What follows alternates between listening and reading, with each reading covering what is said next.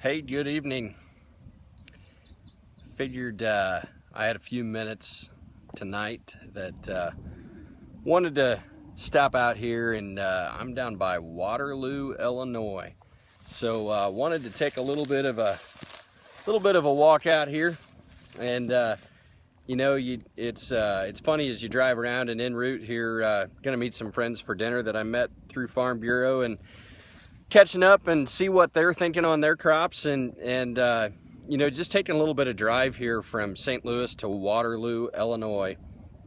There's some rough looking crops, a lot of double crop soybeans. There's a lot of wheat, as you can see in the field behind me. Some rolling hills. You can't see quite over this hill, but you see the tops of the tree, so I think that'll give you a little bit of an idea of the terrain. But, this field hasn't been double cropped yet the way it looks. Don't know if it will be, but, it's one of those things that as you look at some of the corn on the other side of the road, boy, it looks like a pineapple. And listening to Market Rally on Farm Journal here on the way over on a podcast, and thanks to Anthony for pointing me that direction, because I think as we think about managing risk as young farmers and even leaders, there's plenty of opportunities, plenty of risk to take. And, we gamble every day as farmers and arguably as leaders in how far do we stretch ourselves or our businesses, our operations, or in our roles. How much do we do that? So I think this might be actually a couple night Periscope topic for risk management.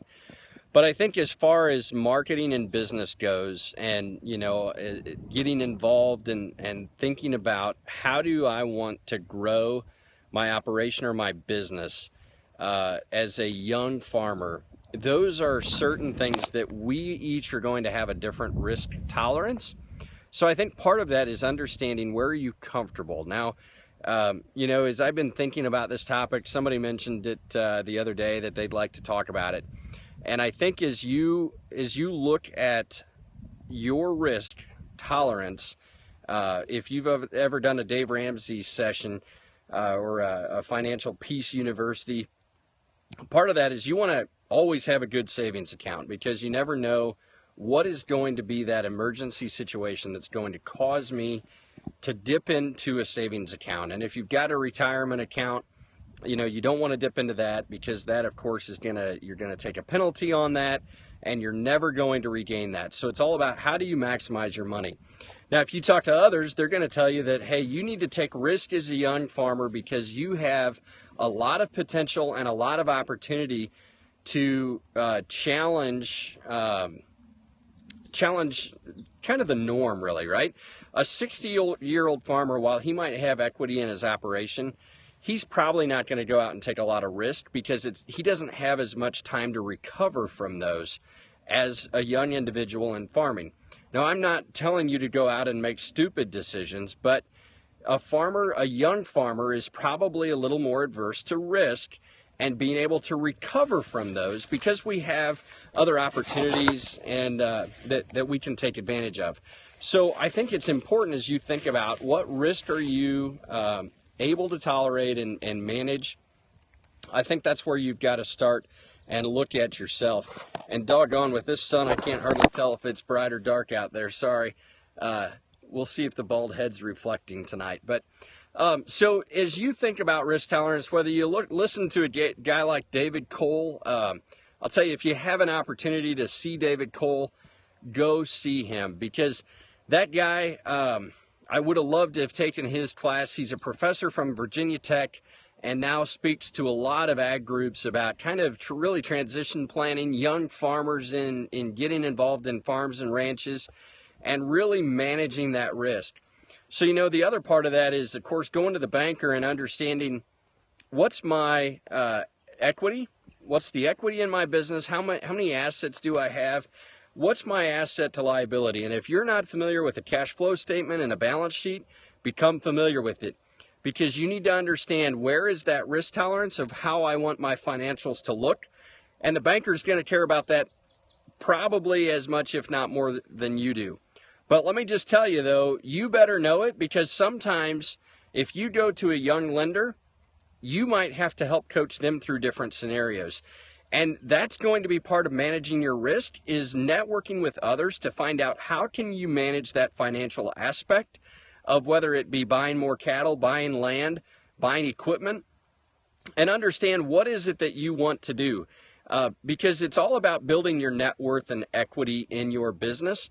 So you're going to have to look at what are good assets to invest in. Now, the other part of that is land is a great, generally appreciable asset. Now, yes, we've seen it fall off the past couple of years, but as a long-term investment, you're looking at what is going to make you money in the long term, and that's going to be assets like land. You know, equipment, depending on how you take care of it and depending on the market, and of course there's a lot that plays into that, but over the past 5 years, we've seen equipment hold its value, and arguably some of this older equipment that has increased in value, and it costs more to buy some, maybe it's a 4940 or a 30 series tractor, or even a 50 series tractor. Those tractors are selling for as much, if not more, if they're taken care of, than what you would have paid for that tractor when it was new. So, you know, there are some things, but it's all about how do you make wise business decisions, understanding how much equity do you have today, what's your working capital. And that's the other part of that puzzle that David Cole talks about quite frequently, is what is your working capital? Because at the end of the day, you've got to be able to pay your bills. Now, of course, we talked about having some time to recover and things like that. There are programs available for young farmers, and a lot of them aren't necessarily age specific. So, you know, there might be young farmer programs if you're under 35, but there are also government programs out there that don't have an age limit. They just have a farm requirement that you can't have farmed for 10 years.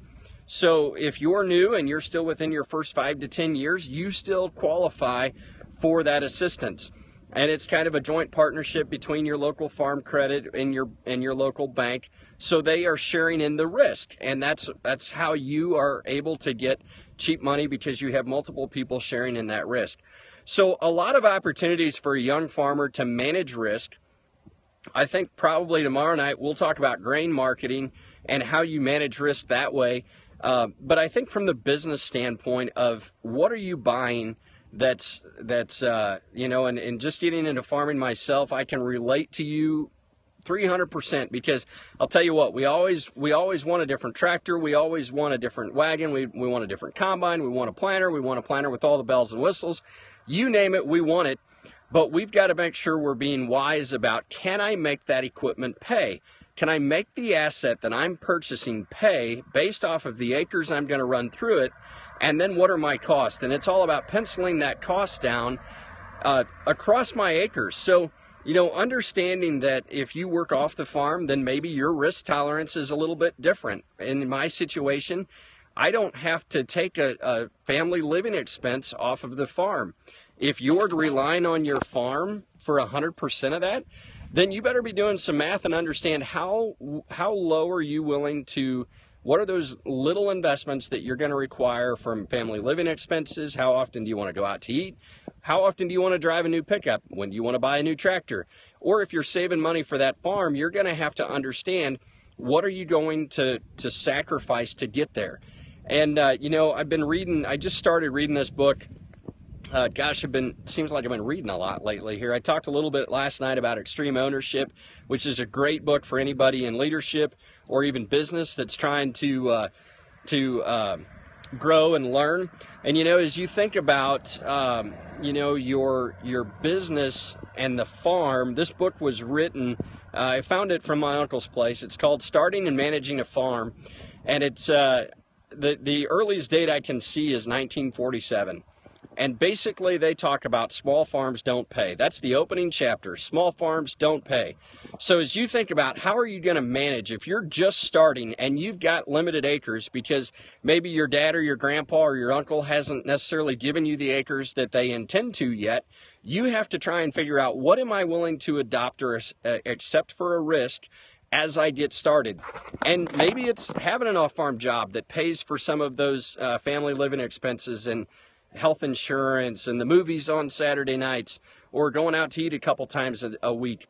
those are the things that you have to think about of getting off the farm and managing that risk accordingly. So, as I just dive into this next book of starting and managing a farm, of course, back in 1947, they're talking about a yearly salary of $1,000. That's the net income on that farm. So, but I think there's some parallels that we can draw on family living, having a small farm that's basically just going to sustain production for that family versus making a profit that you can live off of.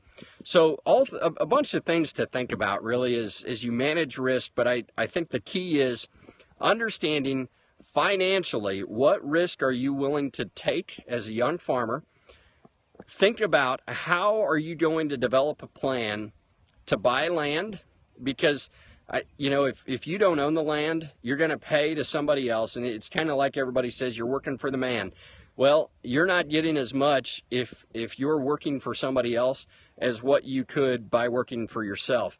And I'm not saying everybody's got to work for themselves, but understanding the principle of land and that appreciable asset, that if you're in the position or you can save up where you can start buying land, because now all of a sudden your equity in your business starts to go up, and that's an asset that's really hard to give up. So I'm not saying that can't be done either, but it's one of those things that if you have land and you want to buy more land, now all of a sudden you can put that up as collateral and you've got that equity in your business.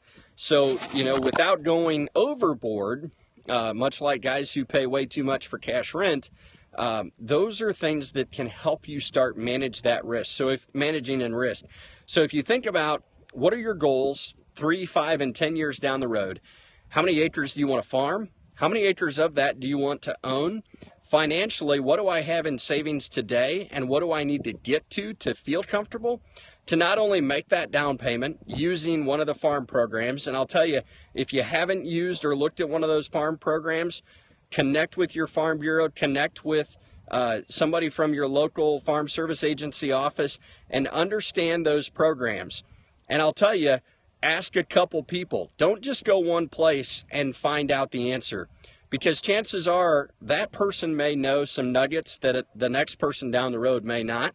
So you'll want to utilize both people as resources to get the best value for you, because at the end of the day, you're the only one that's going to look out for yourself. And I mention this because, if you think about understanding cash flow, and I'll leave you with this story here, but if you think about understanding cash flow, I was reading a bunch of magazines, articles about, hey, this market's taking a downturn. How are you going to manage cash flow? And so, you of course have to get through day to day on the farm, and how are you going to manage that? And what are you trying to do? Well, a lot of the articles the past 6 months, arguably, were talking about getting your credit in order. So what do they mean? That means that if I'm borrowing money for a piece of equipment, can I refinance that? Rather than going out 3 years, can I take that equipment out 5 or maybe even 7, depending on the age of that equipment? Now, why? Well, interest was cheap, still is. Interest is pretty cheap. There's no penalty if I pay off that equipment early. So why not stretch that out to 5 years, reduce the cost that I owe every year, and now all of a sudden, I'm not strapped for cash. And is a banker going to necessarily tell you that? No, because they're going to look at their idea first, and they're going to say, we want this money as quickly as possible, and that's what we're going to target, especially if you're trying to buy older equipment because you're trying to get started early. So if you're looking at that and you're thinking, my banker is telling me 3 years, ask the question, can I go 5? Can I go 7? And if they tell you, well, yeah, we can, and it's going to cost you another 0.5% or another 0.25%, I think probably is what it would run today, that's another 0.25%. Who cares at 3% or 3.25%? Because at the end of the day, you still make your payments, you reduce your stress level or your risk, because now you're not strapped for that cash that you need to use elsewhere that's going to charge you more than that 3.25% if you're borrowing money on something else. So, it's all about how do you manage that cash flow in and out? How do you make sure that your payments are what you kind of want to be at, that you're not taking on too much risk? But it's really understanding and talking to people who know and talking to multiple people. Because one person will be able to help you on different, like I said, nuggets or different pieces of information because they know that differently. So that helps you be more knowledgeable. When you go to the banker and you explain that I want to go out to a 5-year because I fully understand that you're not going to charge me a penalty if I pay early, and I don't want to be strapped for cash, especially if I'm just getting started, so I've got a lot of startup expenses, and the market's in a downturn. I don't want to be coming to you and saying, you know, I can't make the payment. I'd rather reduce that, stretch it out, pay it off early if I can, and then I'm out of the water. But if that banker, and here's the other thing, in my opinion, if that banker says, I'm not going to do it, go find you another banker. Because if they can't respect that you fully understand your situation and your cash flow and what you're trying to manage through in a down environment, that's not your partner you want. So anyway, those are my thoughts on risk management. Thanks for the idea. Shout out to some folks in Indiana that wanted to talk about risk. I think tomorrow night, like I said earlier, we'll probably talk a little bit about commodities and how you manage your risk in an environment like this.